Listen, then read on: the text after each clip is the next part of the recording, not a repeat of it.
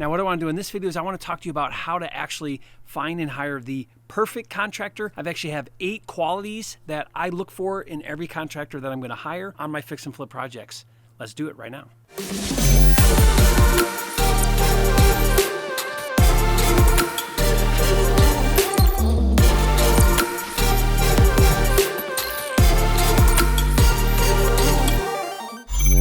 So this is a dumpster. It's a full dumpster. And here's the thing. The dumpster company requires that the debris be level with the top of the dumpster, which it's not. It's over full. So guess what I'm going to be doing?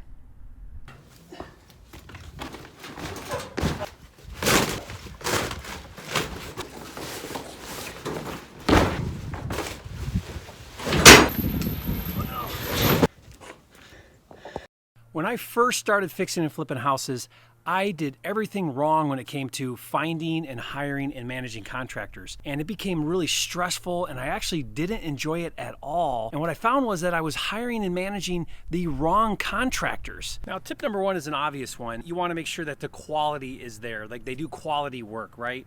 Oftentimes we hire contractors and they do this hack job and they're not really a specialist at whatever it is they're doing. I try to avoid hiring the jack of all trades, the general kind of contractors, the handymans. Instead, I'd rather get specialists in each of the areas that I'm fixing up. A carpet layer just does carpet. A gutter guy just does gutters. A wood floor finishing guy just finishes wood floors. I don't want someone that can do a little bit of everything. He does tile, and he does flooring, and he does this, and he does that, because they're gonna be okay at a lot of things, but not really good at any one thing. Second thing I do when it comes to quality is I want to make sure that I look at previous work that they've done. I ask them, show me work you've done. Show me pictures. Show me happy customers of other work you've done. And I always want to start them out really slowly. So I give them a little bit to do. So if I hire a tile guy, you're not tiling my whole house.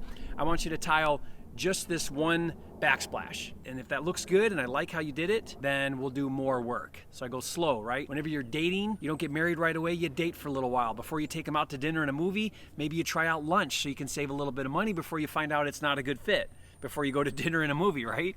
I haven't dated in 20 years, but that's what I'm told you do. Tip number 2 is always hire a team player. What I mean by team player is when I rehab a house, I have a really tight timeline, which means I have to stack contractors on top of each other. A lot of contractors don't play well with others.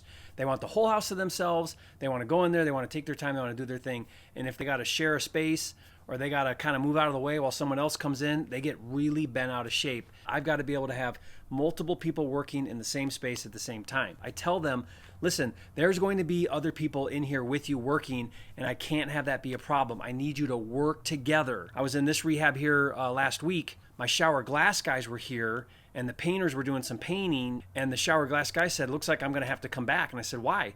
And he said, well, the painters are in that bathroom, and they don't want to get out for me. And I said, are you kidding me? They have this whole house to work on.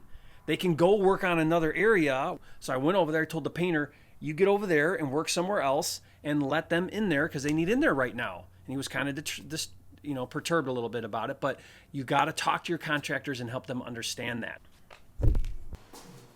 Tip number 3 is I want a contractor that over communicates, meaning communicates too much.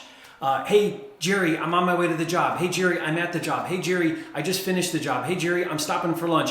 Hey, Jerry, I got it done. Hey, Jerry, I got to come back later. Hey, Jerry, I got to run to Home Depot. Like, I want to know, I'd rather know more than not enough. And really what I'm talking about over communicating, I'm talking about keeping your commitments. If they tell me they're going to be there on Monday, then what that means is I line up other things based on them getting that done, and they better do it. If Monday comes and goes and they don't show up and they don't tell me and they don't talk to me about it and I don't know and I got to call them and say, hey, did you go? Did you get it done? I hate that. I don't want to be chasing contractors. I want them chasing me. I discovered this very early on in the bidding process. When I first start to talk to them, if they say to me, hey, I'll get you that bid. Okay, when? I'll get it to you by tonight. And they don't get it to me by tonight, I know I have a communication issue and it's just going to be worse from then on. The bad habits don't get better as time goes on, they get worse as time goes on. So when you're seeing these telltale signs as you go along, that's a red flag to me that I have a contractor who doesn't communicate well. Tip number 4 is I prefer contractors that are owner-operators. Now, what does that mean, owner-operator? It means they're on the job doing the work. It's a small outfit. Maybe it's just him. Maybe it's just him and a couple guys, but he's on every job. He's paying attention to detail. He's super organized. I really prefer an owner-operator over a big company where, they send out an estimator on a clipboard. As soon as I see a contractor get out of the car with a clipboard, then it's a red flag that I'm going to be paying a whole lot more because I'm paying for their marketing, and they're more of a retail type contractor. I prefer an electrician who he's on the job doing the work. He's the one I get to talk to. Maybe he's got a couple guys.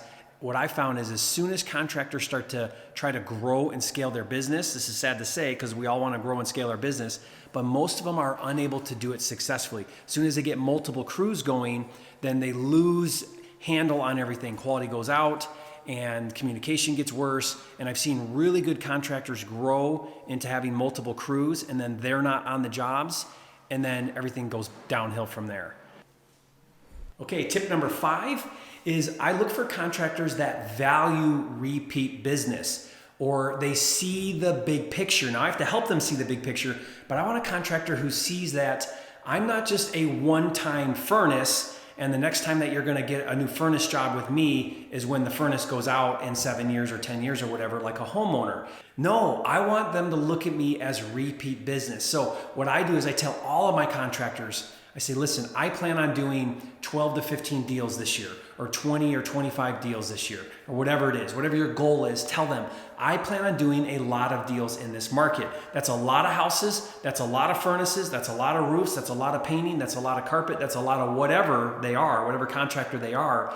And if you do me good, if you give me good pricing, you keep the budget, you follow my timeline, you communicate, you do these things I'm talking about here, then you will have consistent repeat business with me. When they do see that vision, they'll go the extra mile. They won't nickel and dime you. Nothing's worse than my electrician has to come back out for something and he sends me a bill for $250 because he had to come back out for something. It's like, dude, I'm giving you a lot of business. Work with me here. Help me out here.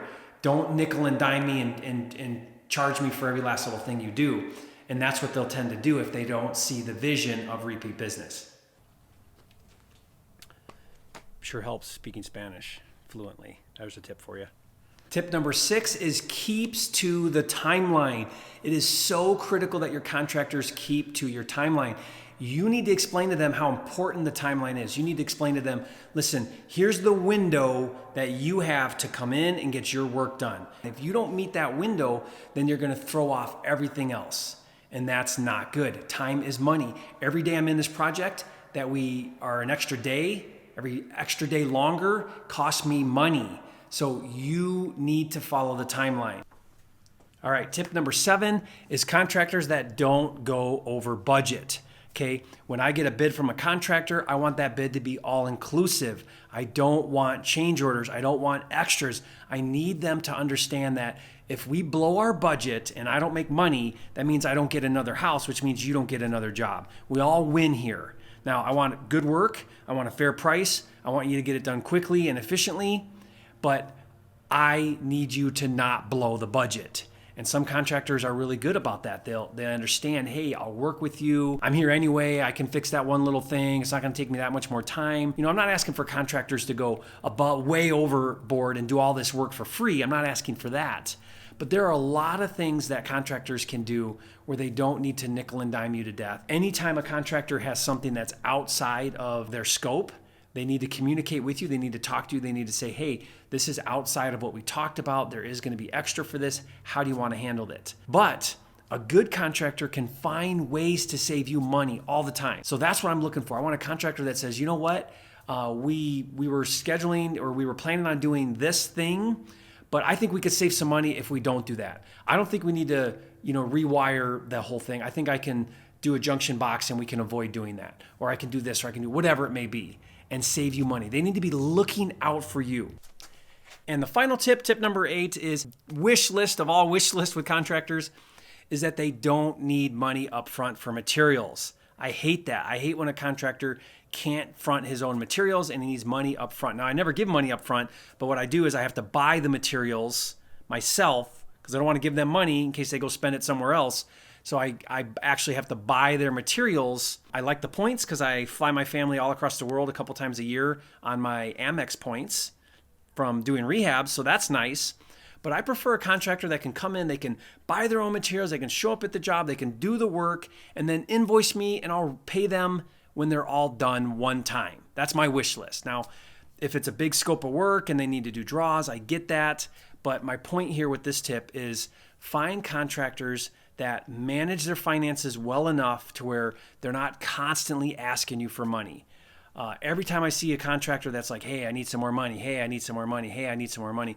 That drives me crazy. I hate that. It's one of my pet peeves. So I look for contractors that have it enough together to where they can do the work, finish it, complete it. I'll pay them in full and we're done. Love that. One of the tools that really helps me stay organized with my budgets and my rehab estimators and my contacts and all of the business is a tool that I use called Flipster. I created it. It's an all-in-one deal management platform. You can check that out. Just go to getflipster.com and you can check that out. It's revolutionized my real estate business, and I know it'll do the same for you. Managing contractors is something that you can learn to do. You can get well at it. I put together other videos you can see in a playlist here.